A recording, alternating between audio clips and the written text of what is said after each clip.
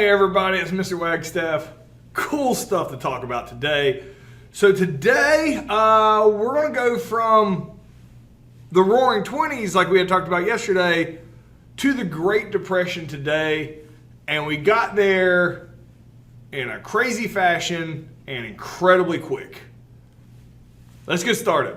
So the Great Depression is going to creep up on Americans almost like World War I crept up on the Europeans. Like, it just happened. Like, how? And when I talk about the Great Depression, just imagine everybody lost their job, money in society just disappeared, and we had to like start over from scratch. That's pretty much what's getting ready to happen starting in 1929. So the 1920s were fantastic. And then everything collapsed in dramatic fashion. How? You might be asking. Lucky for you, I'm about to teach you.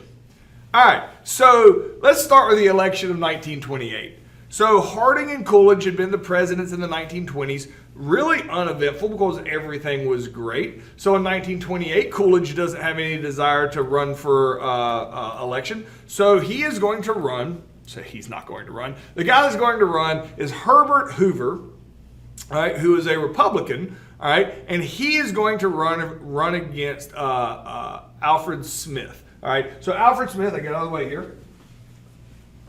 Alfred Smith is the Democrat, and Alfred Smith is a very likable guy. Hooray! And maybe in a normal cycle, he might have won the presidency. But everything had been fantastic under the Republicans economically, so they just vote for Herbert Hoover, who's a Republican. It's not even close. All the red states are the states that Herbert Hoover wins in 1928. The reason me as a historian sees this and thinks it's crazy is Herbert Hoover is going to become one of the most hated presidents we've ever had. Now, all the things Hoover's being blamed for aren't actually his problem or aren't actually his fault, but he takes the blame for it, which is kind of the job of being the president. Bad things happen in the country, you're blamed for it.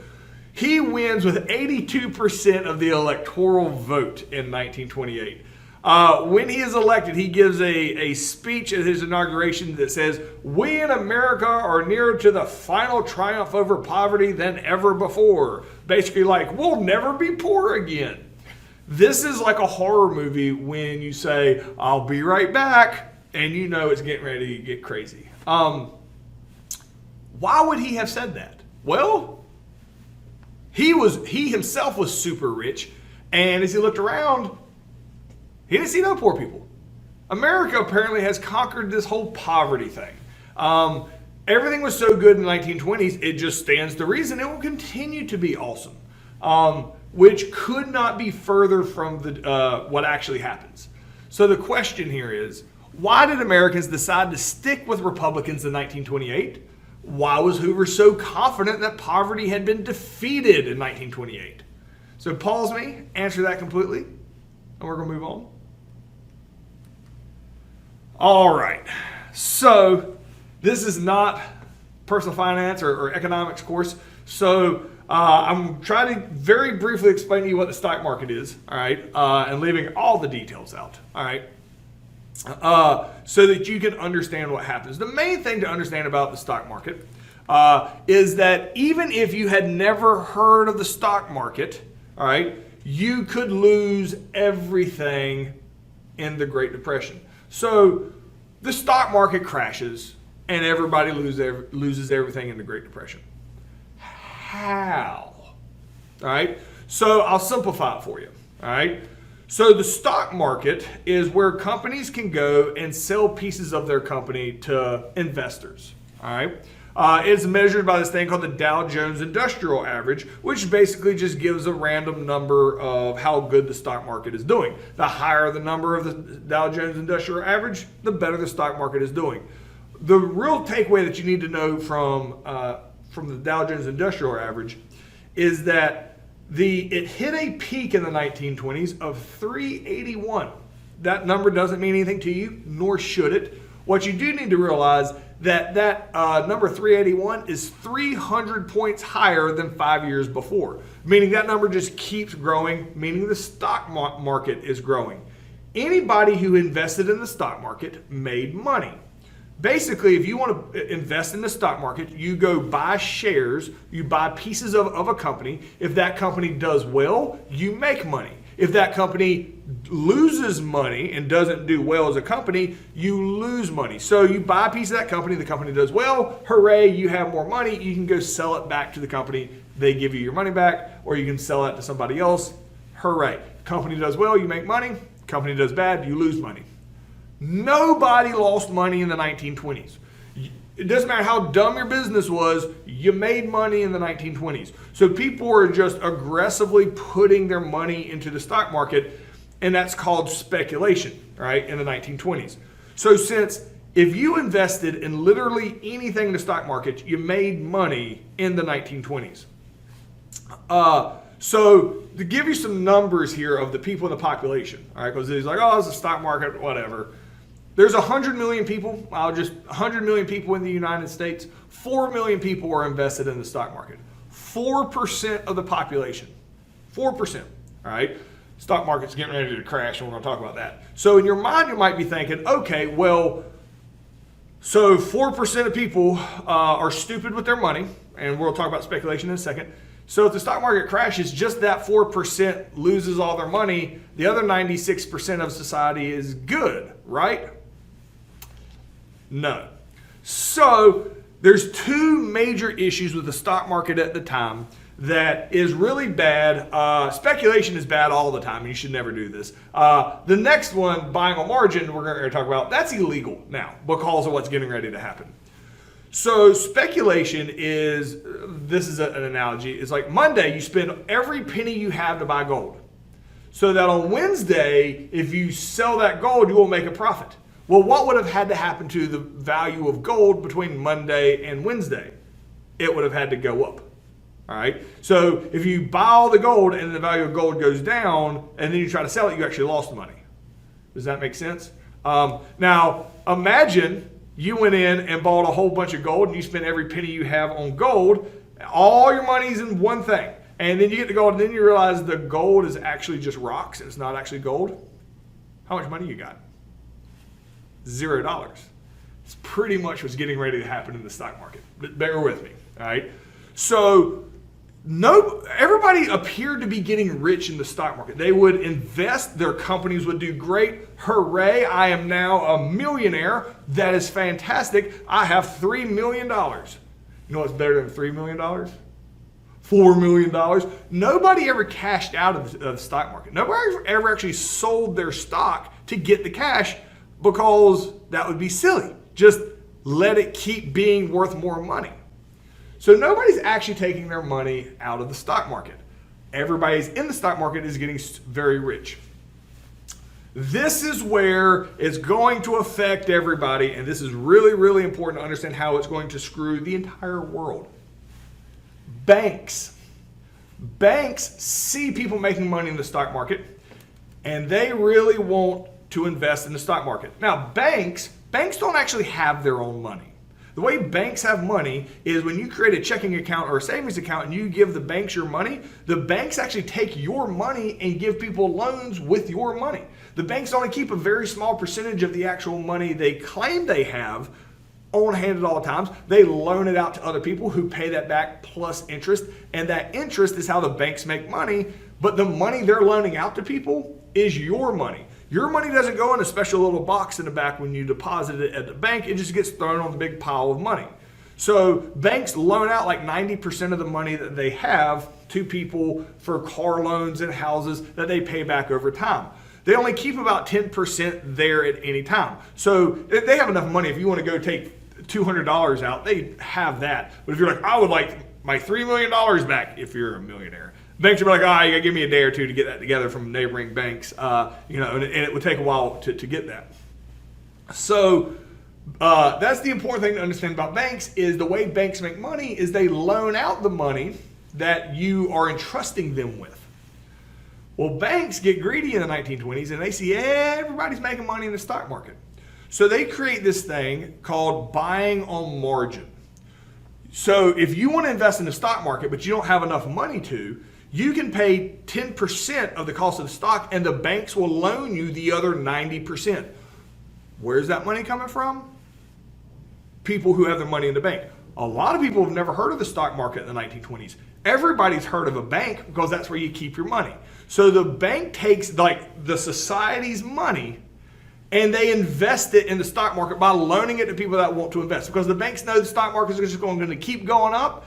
Those people are going to make a profit, and then they have to pay back that buying on margin money plus interest. So the banks, being very greedy, put everybody's money, people who have never heard of the stock market, take everybody's money and put it in the stock market. That's going to be dangerous, because this here is the stock market over the 1920s. Those numbers at the bottom, it's 1922, 1923, 1924. It just goes up and up and up and up and up and up and up. It's no possible way you can lose money. So all of this is happening in the 1920s, and it doesn't look like there can possibly be a problem here. All right. The problem is, if the stock market crashes, just saying if that happens, all the money in the stock market disappears. Meaning all the bank's money. Meaning everybody's money that has put money in a bank, their money will disappear and they will lose everything, and they've never even heard of the stock market. So the question here is, why is it so dangerous when banks invest in the stocks, in the stock market, like they did in the 1920s with buying on margin? So buying on margin was a way banks loaned people money so that they would put it in the stock market. So pause me, answer that completely. We're moving on. So worst spoiler in the world, the stock market crashes.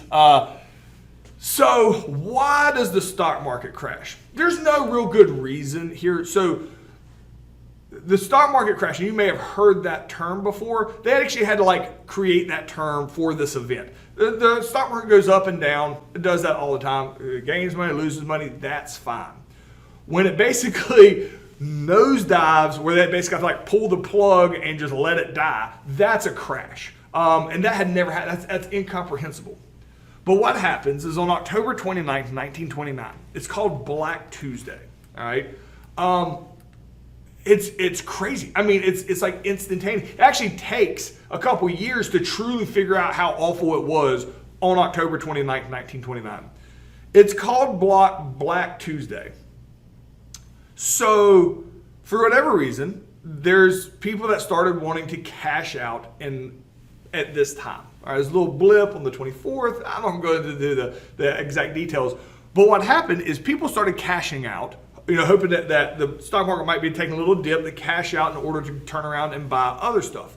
Well, what happens is when people go to start cashing out, and keep in mind, nobody had cashed out in the 1920s. A lot of these companies they go to cash out from have wasted, they don't actually have the money to buy their stocks back. They had lied about how good their company was. Some of these companies had already gone bankrupt and don't even exist. So people had lied about how good their companies were. So yeah, you had millions of dollars in shares, but all of a sudden on October 29th, 1929, because everybody's trying to cash out at the same time, everybody becomes aware all these companies are big fat liars. Now, that's going to be something that gets fixed in the present day. You can't lie about your company, but this is one of the reasons the stock market looked so good in the 1920s. Is because all these companies are making money. Well, they weren't actually making money. They just said they were making money, so the value of their company is higher, and they could sell stocks for a higher price that they got to go keep and then go spend that money. So there was really nothing to back up these shares, and all of a sudden, all the money in the stock market realizes, holy crap, all our shares, all that gold that you had bought in my speculation cartoon there is actually worthless. And because of that, shares are worthless and it just absolutely plummets. This is the other half of that graph I showed you had gone up since to 1929. It just starts plummeting. People lost everything in like instantaneous. This is an actual photograph of all the brokers just standing outside Wall Street on October 29, 1929 with no idea what to do. A lot of these guys went sprinting down the street to the bank to get out all their money because they were smart enough to know if they don't get their money out that day, because the bank's only keep about 10% of the money, because the other 90%, guess where that is at? It's in the stock market. The stock market for simplicity's sake, for U.S. history and not getting into economics, went poof gone. All the money that was in the stock market just poof gone. That's not the official term, but for U.S. history, let's go with that. The money went poof gone. This is bad. This is really bad, because people who had worked at, had full-time jobs, working at McDonald's or somewhere else like that, they don't care about the stock market, but they show up at work and McDonald's is closed. Because McDonald's had all their money in the banks, they closed. They can't buy they can't pay employees. They can't buy food. It's like all of a sudden money in society just disappeared. If you have $5,000 in the bank, cool. You can go to the bank and you might have a peso. I got $5,000. I need to get some money out. The bank's closed, and you're like knocking on the door. Hey, I need to get in there and get my $5,000. ATMs are off. Not that they had ATMs or debit cards, but they just wouldn't work. If that was the case today, just, that card not recognized. Like, you literally can't spend your money because it doesn't exist. And the banks basically, and the people have a strong hostility for banks for a long time after the Great Depression. Banks basically just lost your money and it's gone. And people were furious.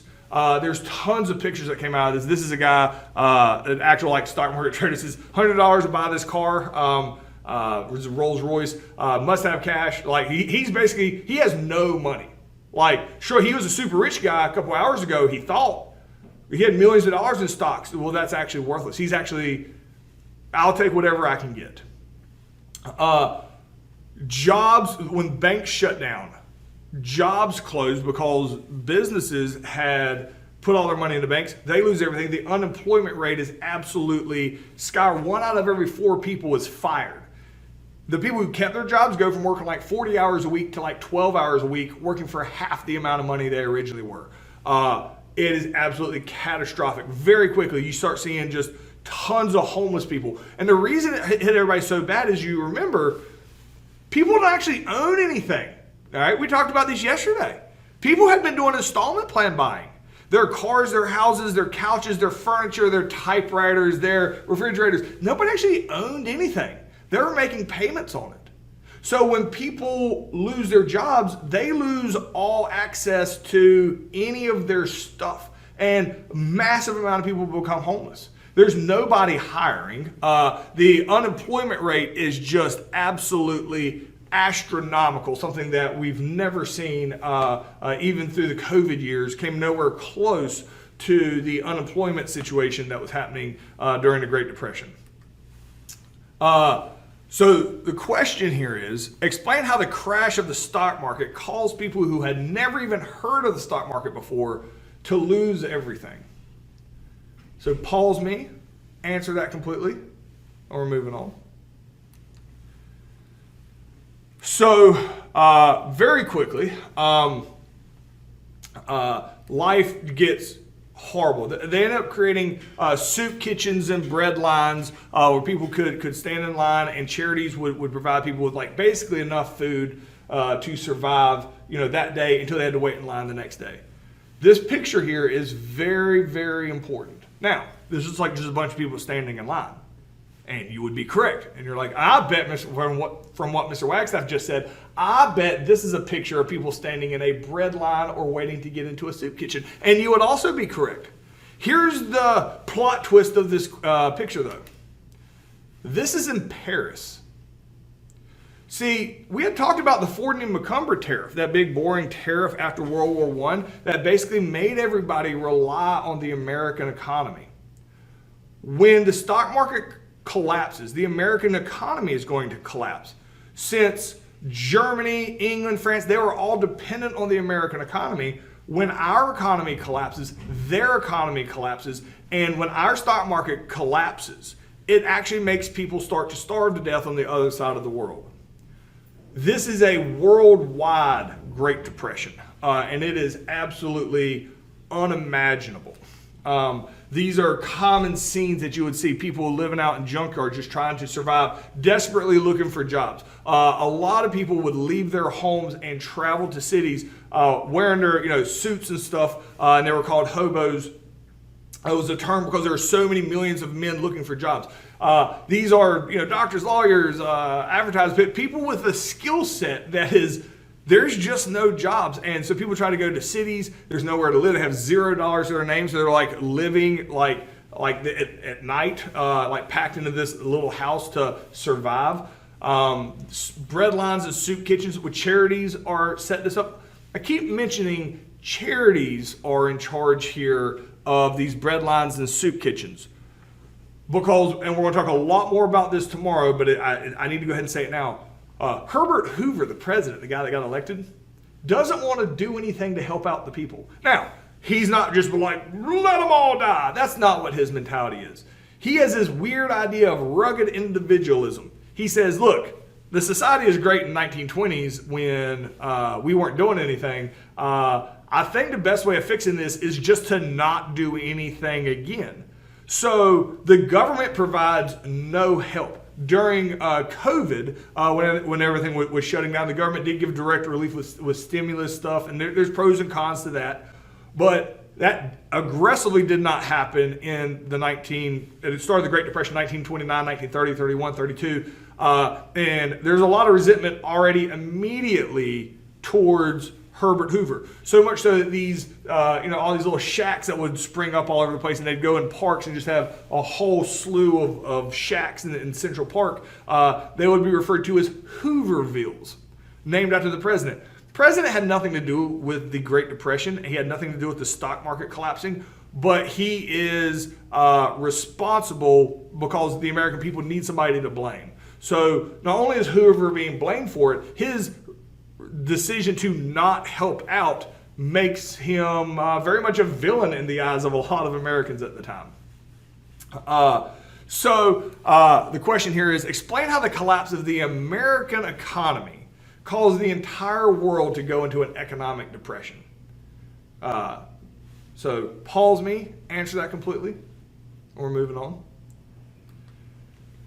So you might be putting yourself in this situation like, all right, if I live back there, how would I survive? Like, there's no money, so there's no electricity. Like, I got my cell phone until you can't pay your electric bill and power goes out and your battery dies on your cell phone. There's no cell phones in the Great Depression. But it's bad. And you're like, well, you know what? I bet if I was a farmer, at least I wouldn't be starving to death. I could grow my own food. And that is a logical, and I'm very impressed that you thought about that.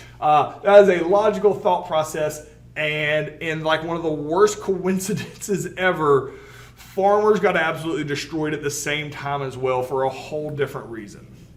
So farmers had been over farming. What had happened, as you had remember me saying, why does England and France owe us money? Because we had provided them with food all throughout World War I, food and all types of other stuff. Well, how did we get all that extra food? Well, our farmers out in the middle of the country just worked overtime, mass producing tons and tons of food, and they were making tons and tons of money. After World War I ended, farmers attempting to continuously make that amount of money continued to over-farm. You can't do that. You have to do like crop rotation. You can't grow the same thing on the same piece of soil nonstop, or it will kill the soil.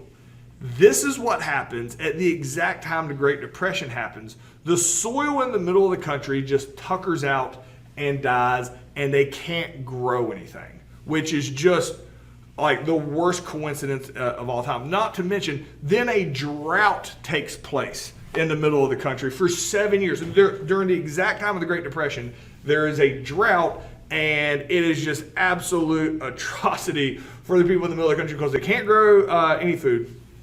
They're not making any money, obviously, because they're not being able to grow anything to sell it. Not that anybody had the ability to sell it. But because all these people in the middle of the country, remember, they went out here due to the Homestead Act that we had talked about last unit. They got those perfect 160 acres of land. They had clear cut them, meaning they cut down all the trees. Not that there were a ton of trees on the Great Plains to begin with, but they clear cut it. So now, as far as the eye can see, this is what you see. Then, when you have drought, all right, and that dirt gets really, really dry, all right, it turns into like dust. When you clear cut all the vegetation, it, especially in the middle of the country, and for other science and just go with me. It causes wind to kick up. It's just like at the beach, you always feel the wind. That's because it's coming in off the ocean because there's nothing to break the wind. Whereas you've never stood in the middle of the woods and felt wind. You probably saw wind on top of the trees, but you don't actually feel it. Because they had clear cut everything, and it is nothing but just really, really dry dirt, the middle of the country turns into something that is referred to as the Dust Bowl. It means you have these dust storms that would kick up in the middle of the country, all right? And it would absolutely bury anything that came in contact with, like this is a tractor after a dust storm. So even if you had done things right on your crop, all right, and all your neighbors had done dumb stuff, when you get a dust storm like this, it's just going to bury your crops and kill everything that you have. So a lot of these people in the middle of the country, and Oklahoma is one of the primary locations the Dust Bowl hits the most, they're going to leave. There's a mass exodus of people in the middle of the country at the start of the Great Depression that are trying to get out of the middle of the country. Now, where are they going to go? Well, they're not going to go to the East Coast because that's probably where they came from and there's no jobs there. So people pack up from Oklahoma, and they're referred to as Okies. And they're going to travel along really the only road at the time that can get you to the West Coast, and that is called Route 66. So tons of Okies, people from Oklahoma and people dealing with the Dust Bowl, are going to pack up and they're going to head out west looking for jobs. Obviously, the whole farming thing didn't work, and they're going to move out west desperately looking for jobs. The problem is the Great Depression is a worldwide thing. There's nowhere to go find a job. California was not a huge fan of having all these Okies, which is the term for people leaving the Dust Bowl region, which is mainly Oklahoma, of showing up. And these are like the signs that you're met with as an Okie showing up here in California, saying, hey, there's no jobs here. If you're looking for work, just keep out. We have too many people here looking for jobs as it is. So Okies were basically treated almost like immigrants coming into California at the time, and they met a lot of resistance because everybody is really trying to figure out how we're going to survive this, because it's not like you can hit the reset button. It really at this point looks like society has failed almost, and it is just an absolute shock. So the next two units, next unit, you're like, well, next unit we're going to start talking about how it gets better. The next lesson we're talking about how it gets better. Actually, no. It gets worse in our next lesson, and then we'll start talking about how we're trying to turn the ship around in the final lesson of this unit. All right, so the question here is, what was happening to the farmers in the middle of the country that caused them hardship at the same time as the Great Depression? Which, to clarify, overproducing too much food for too long sucked all the nutrients out of the soil and they couldn't grow anything. With clear cutting trees and all that led to the wind, led to the dust storm, and that's pretty much the answer, because what caused this catastrophe? All right, so answer that completely. That's what I got for you guys today. See y'all tomorrow.